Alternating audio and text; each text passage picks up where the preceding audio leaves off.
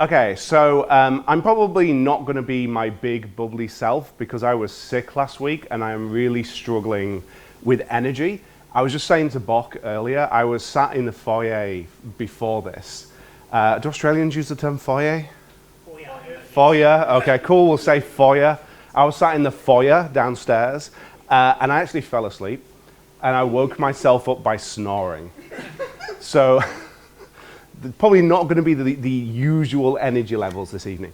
And also, this is the first time I've done this talk, so I really would appreciate any and all feedback you can give me for this. I'm going to be doing it at NDC Oslo in September, so this is a great practice run for me. If it makes sense to you, let me know. If it doesn't, let me know. If there's bits that you think didn't hang together, just any and all feedback, and I will try and take on board as much as possible. So yeah, this is going to be about AI. Again, I'm sorry, but it's going to be about the fact that there's a lot of issues with AI to do with the productivity gains that we expect to get from it. I am not an AI maximalist, but I'm also not an AI pessimist. If you saw the presentation I gave a couple of months ago, you'll know that I've been on my own journey with this, and I've been kind of feeling out what it means for me. And something that happened for me is I'm a nerd. I got into software development because I love writing code. And I loved, after I did my presentation last time, Bok talked about the stuff that he did and all of the stuff that he's been building. And I love building stuff as well. I've had so many weekend projects. Not only am I a software engineer, I love doing DIY. I've got chickens at home. I'm a finance nerd. I track everything. And I'm also a smart home nerd. So I always am building something somewhere because I love doing it. But historically, I found that what happened pre-AI was that I was limited by my ability to code the things that I wanted. So I'd have all of these ideas, all these things I wanted to make, but when it got to actually coding them, I just didn't have enough time on the weekends, especially as a father of 2 kids, to build everything that I had the idea to make. And so what would happen is I would have to start prioritizing and things would drop off the to-do list. And what really excited me about AI coding was the fact that suddenly that wasn't the bottleneck anymore. Every dumb, stupid idea I had, I could code. I have made so many things, it is unreal. The ability for me to have an idea and then Friday night think I want to build this thing, and Sunday afternoon I've got something that works. And it's not production. It's not something that I'm going to put in front of customers. I do AI in healthcare. I would not do this in my day job, but for something for me to use, for something that helps me make decisions, it's been absolutely incredible. So to give you some real concrete examples, we've got solar panels at home, and I wanted to work out, the battery rebates disappeared in Victoria. I wanted to work out if it was the right choice for us to get a battery at home. So I was like, okay, well, what I'll do, because I'm a nerd, I could just, read what they say and find out what battery is the right choice for me. That's not who I am. I'm autistic, so I don't like that. So what I did instead was downloaded for the past 3 years that every 5 minutes the snapshot of what I was feeding into the grid and what my solar panels were generating, so that I could run simulations to work out what would have happened if I'd have had certain sizes of batteries. 2 years ago, this would have been an idea I had, and I'd have spent 2 weeks building this thing, testing it, debugging it. I gave a prompt to my OpenClaw, and within an hour, I had something that worked.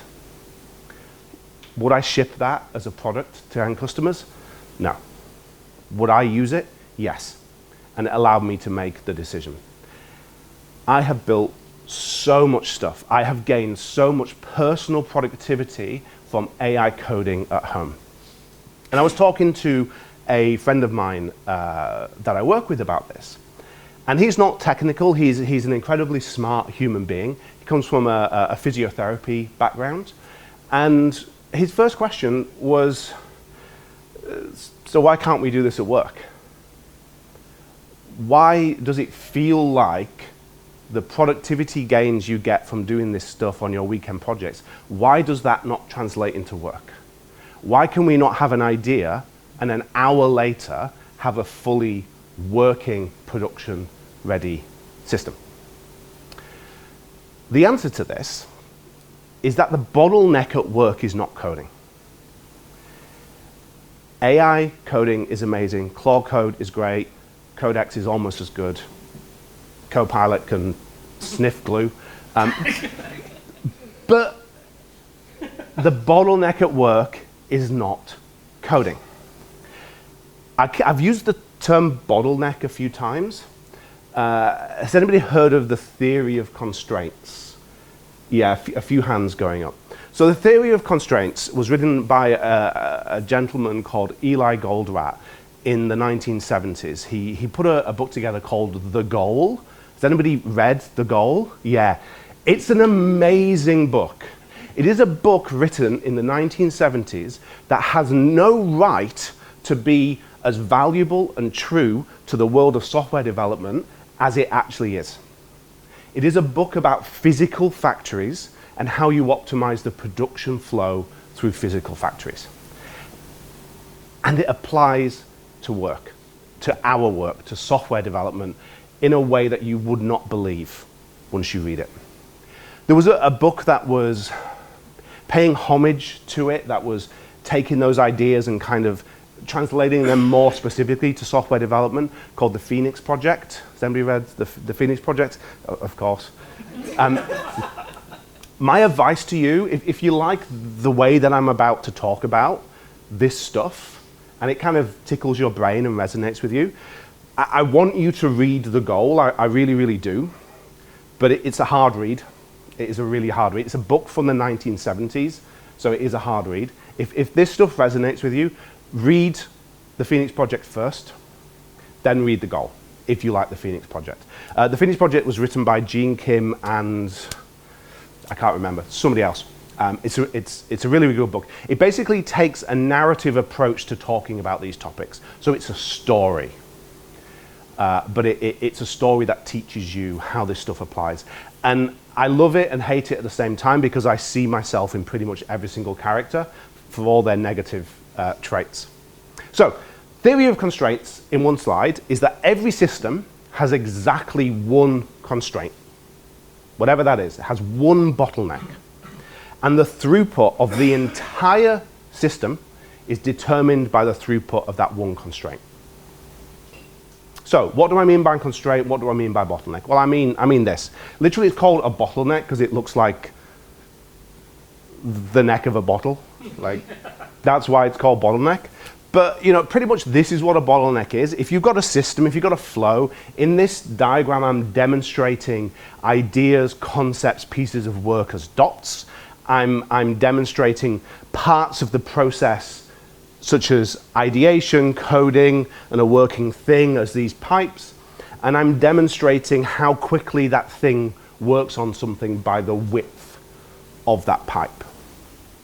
And so in this example here, we've got approximately 38 things in a minute coming in as ideas. I'm having 38 ideas a minute, but my coding can't match that. My coding can't keep up. So I'm only getting about 17 working things a minute out the other side of it. And I've got to kind of prioritize and drop things off. So the bottleneck in the system is coding. It's the thing that has the lowest throughput. And it doesn't matter how many ideas I have. I am limited, in this example, by my ability to code the thing. Does that make sense? Awesome. Okay.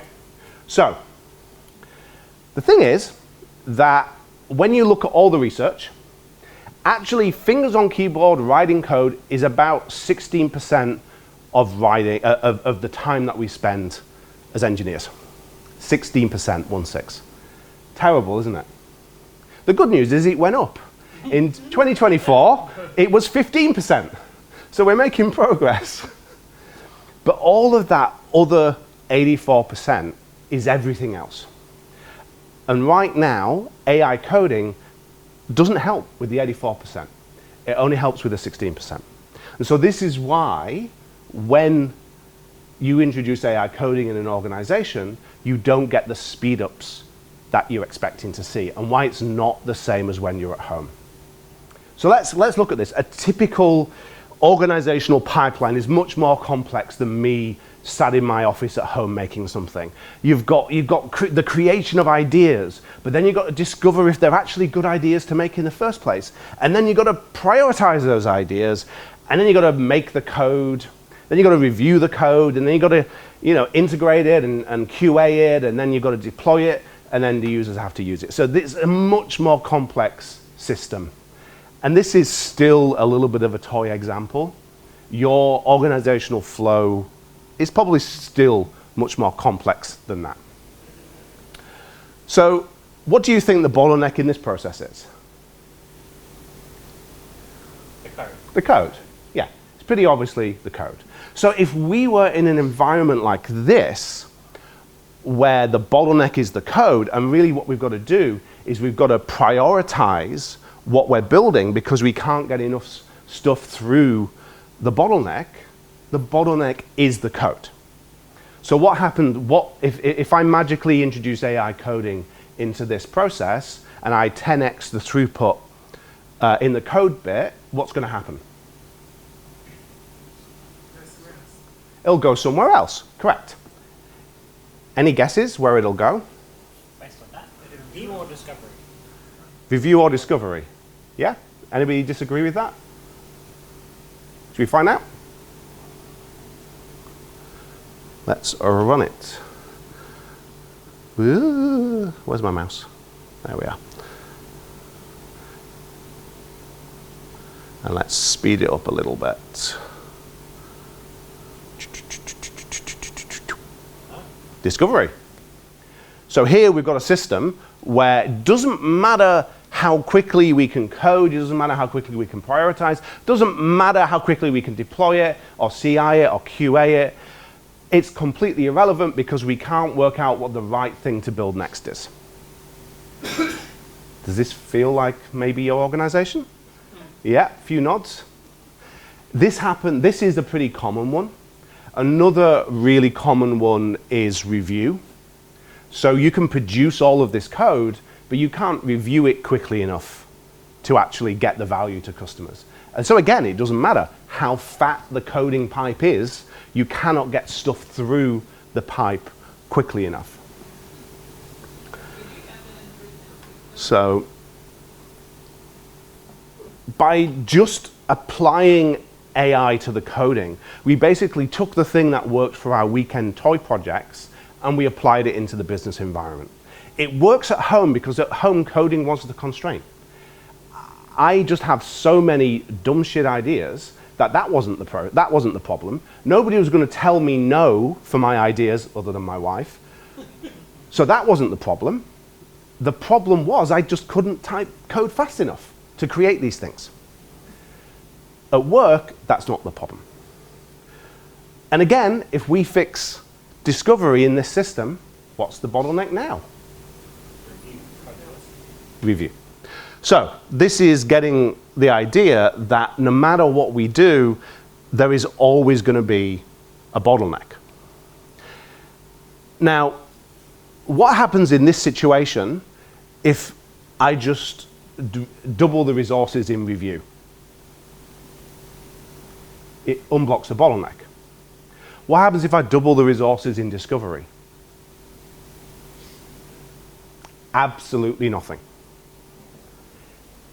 But interestingly, and this is one of the things from theory of constraints, is that if you optimize the thing that isn't the bottleneck, the best case scenario is that nothing happens. Yeah. The worst case scenario is that everything else breaks. And so actually applying theory of constraints and going, let's just double coding speed, let's 10x coding speed, makes things worse, not better. That's what theory of constraints tells us. So that's why we see this all the time, where we accelerate the coding, but the system itself doesn't get better.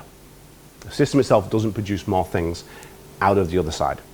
And as an example to show you of what I meant about how things can actually get worse if you optimize something that isn't the bottleneck, this is some research that GitHub Copilot did and combined with some stuff that GitClear did and DORA. So, coding speed, this is across the organizations that they looked at. Coding speed went up 55%. Code churn, which is the amount code is changed, doubled. So basically code that had already been written was changing more often. But interestingly, delivery throughput, which is the amount of code that meets production, went down. So we changed more things, we added more code, we changed existing code more, but we actually delivered less to customers. Not only that, but stability went down even more so. So pretty much what that's saying is you produce more code but ship less software. Produce more output but produce less outcomes for your users and your customers. A really interesting fact, that's a bit small there, I'll read it out. Experienced developers using AI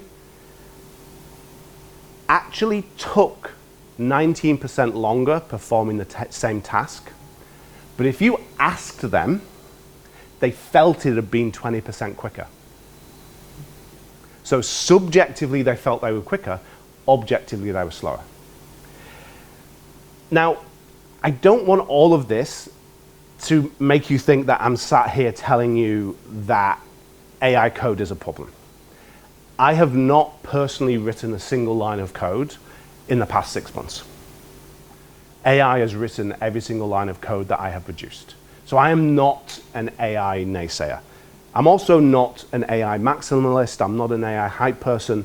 It just isn't the miracle that we wish it was, or frankly, the miracle that our bosses wish it was. You have to take it with a huge, monumental grain of salt.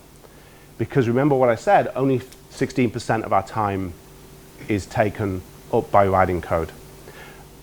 Faster code generation only optimizes that little bit of the process.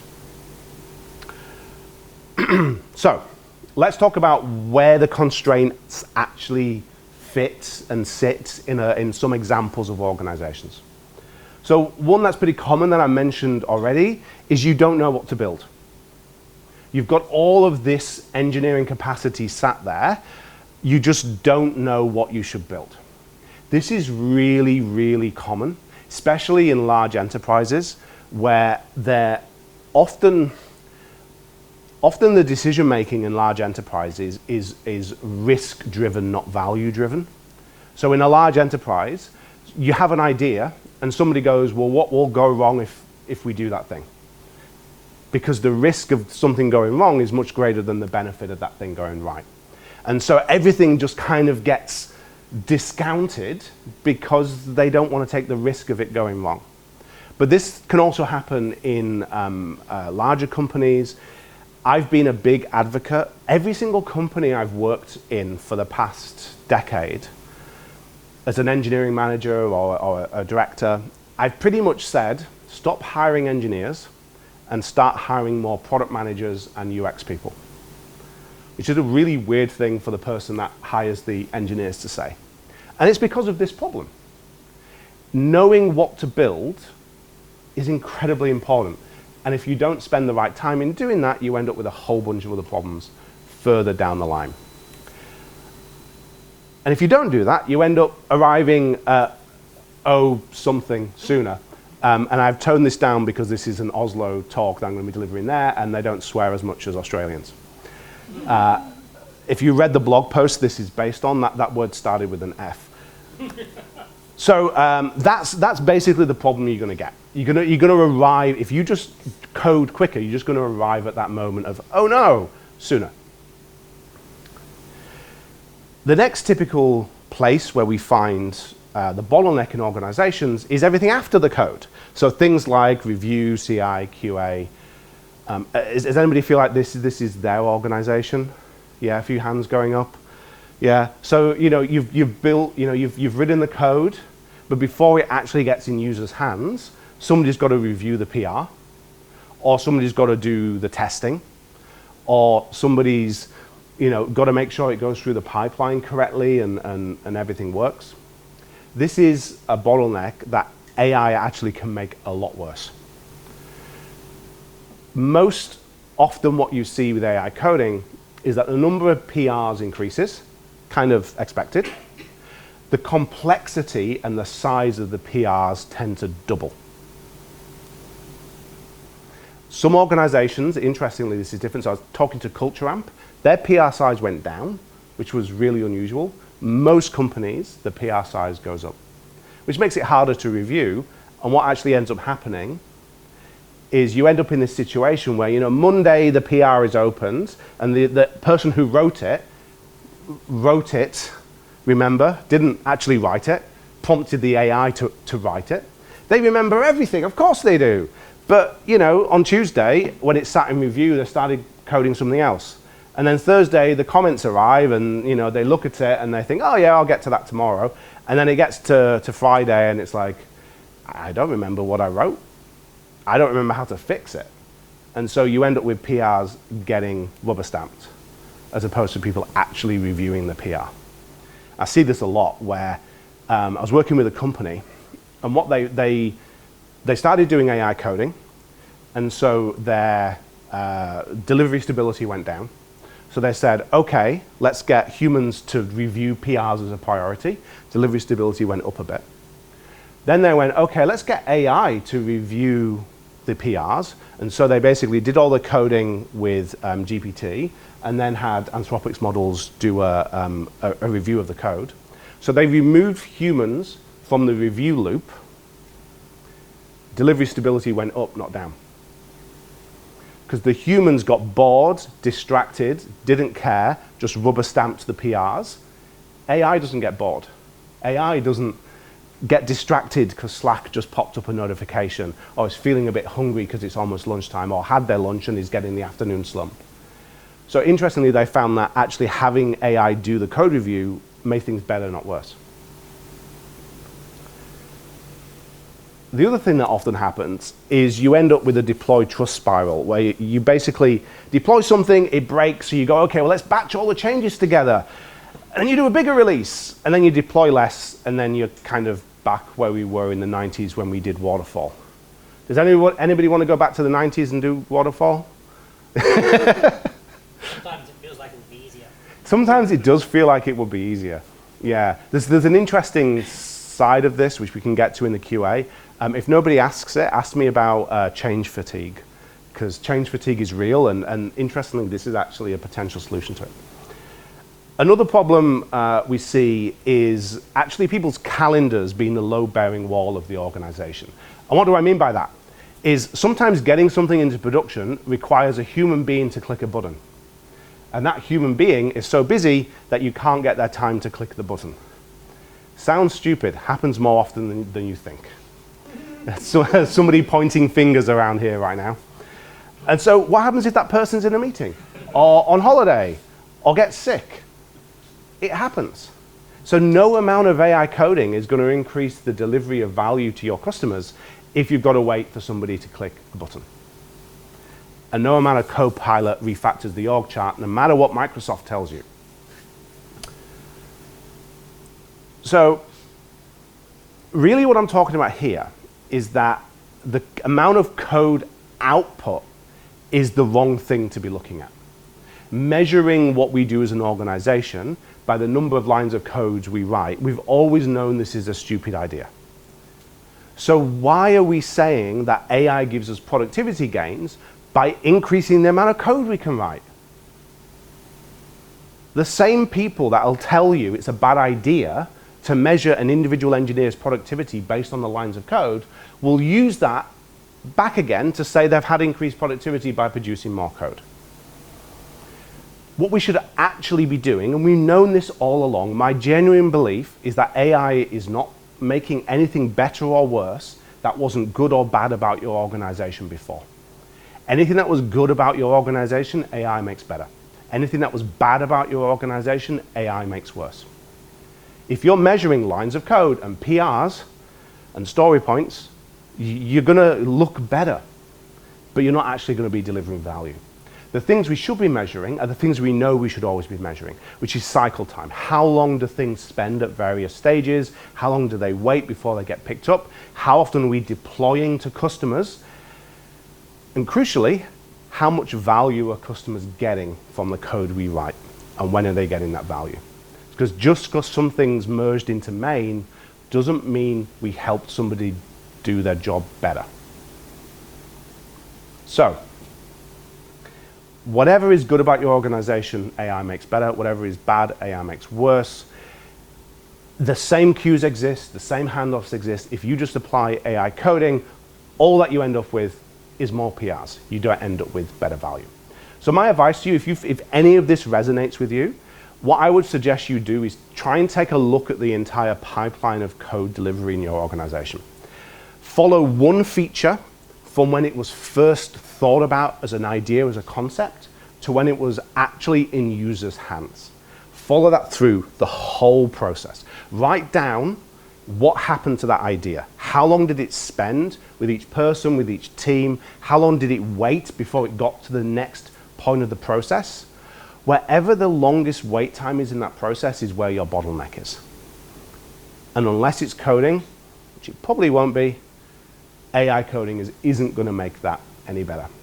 There's a great thing that the agile kind of lean people talk about, which is stop starting, start finishing. And the basic concept of that is stop starting something new. Every time you start something new, you're adding a new thing into this pipeline. What we should be doing is looking at the bits of the process that are the bottleneck and start finishing the work that is in those bottlenecks.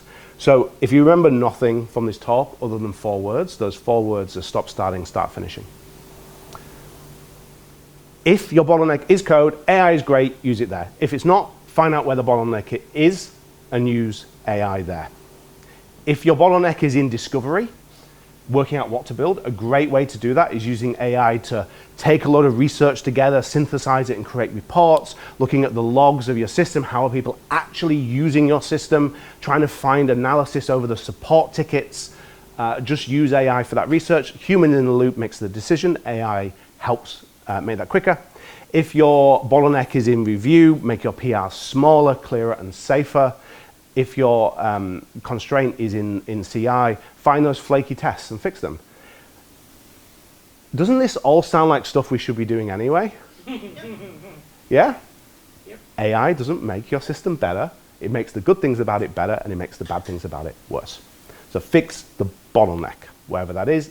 It's not the keyboard, unless you're a home warrior making dumb shit on a weekend. Thank you.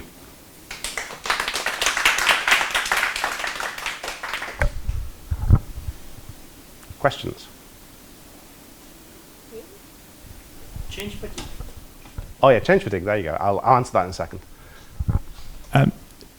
One about sort of a long-standing methodology that a lot of people use, which is test-driven development. And one of the things I've seen recently is in review, people skip over the tests, and what's started to happen is probably more often than not, the code that's actually in production that the customers have got in their hands is handwritten or mostly handwritten. But then everyone's prompt is take my changes and write tests for them. Yeah. And then it doesn't get reviewed. Do we need to start actually thinking about actually, and it's sort of, it'd be a big change for a lot of organizations. Let's just get rid of all the unit tests. If all we're doing is here's my changes, make the unit tests work, well, good. And if no one then reviews them, who cares? Actually write out the business constraints and ask the AI as part of your pipeline to actually go, does this code meet the following list of business requirements, rather than do the unit test run? Because from what I'm seeing more and more, I think people are just getting AI to write the unit tests, and then the people who do the reviews look at the code that's actually going into production, and then 4,000 lines of unit tests that have been written. Yeah, I don't care. So just move on with life. And is it again? It's not necessarily fixing a particular constraint, but it's sort of it reduces the amount of code coming into review and then through the pipeline. And the other benefit of that is, if you don't do that and you just have, if every new PR has 10 new set tests, how long until you've got 5,000 tests that have to run every single time? You're slowing those feedback loops. You're right. So there's an interesting discussion around what is the source of truth of your code base. Is it the code? Is it the tests? Is it the documentation? I think an interesting angle on that question is, yes, all of those things are the source of truth. And the job that an AI is really good at is finding where those things disagree.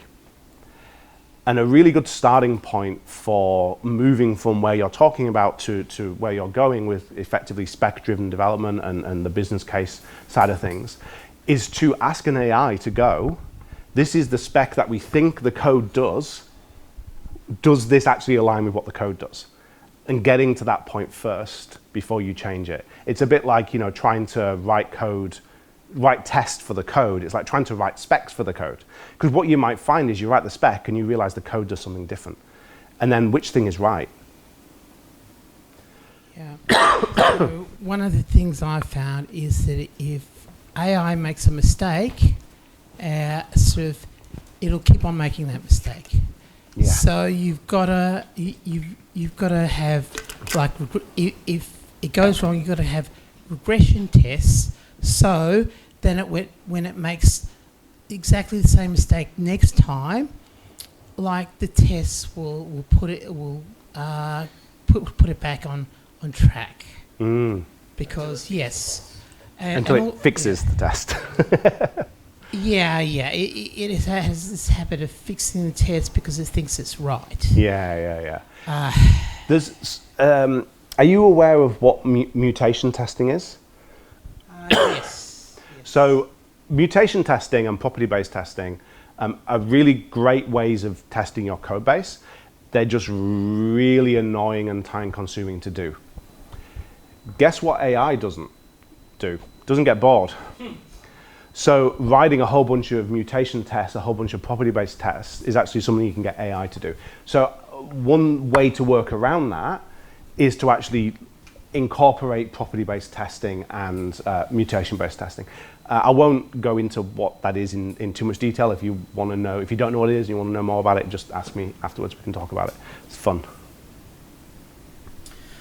I feel like there's a constraint missing, which is budgetary. Yeah. So, like, yes, we could expand delivery, but you can expand delivery only to a certain kind of fall-off point. So I feel like budgetary is like the thick pipe that sits on the outside of the rest of all of the expanding bottlenecks. And yeah, to me, looking through that, and it's like we've rapidly expanded the bottleneck of coding. To me, just kind of devalues those that were operating the agents for coding in the organizational budget pipe. Mm-hmm. Yeah. So, yeah, that's me. We're getting into some philosophical ideas here around, like, why have we been very lucky to be paid the ridiculously high salaries we've been paid as engineers? Because we're rare. Because it's difficult to do our job. Those things might be changing. The leverage we thought we had, we probably won't have in 5 years. We're probably not going to have the cushy careers we thought we were going to have, which scares me a little bit. On to something happier. Shall I talk about change fatigue? Yes. Cool.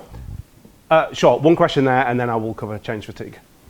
This is sort of going on from that last question. Yay!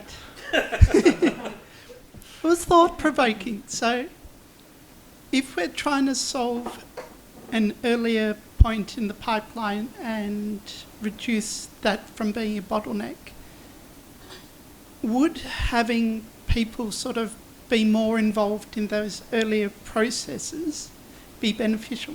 100%. How much time do I have? Let's say you've got 2 minutes for this question, and then we'll do some changes. Okay, cool. So, Sorry.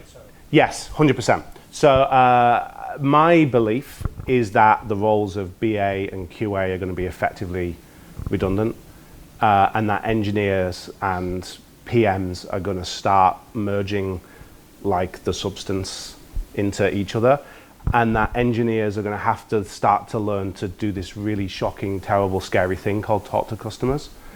And we're going to have to actually start getting involved much earlier in the process. Yeah, forward deployed engineers, the $1 million job title. Okay, so I'll just cover change fatigue then. So an interesting bottleneck that's outside of everything I've just talked about is your customers. And change fatigue is real. I've experienced it myself where I've logged into an app once a week, and every time I've logged in, the whole UI has changed.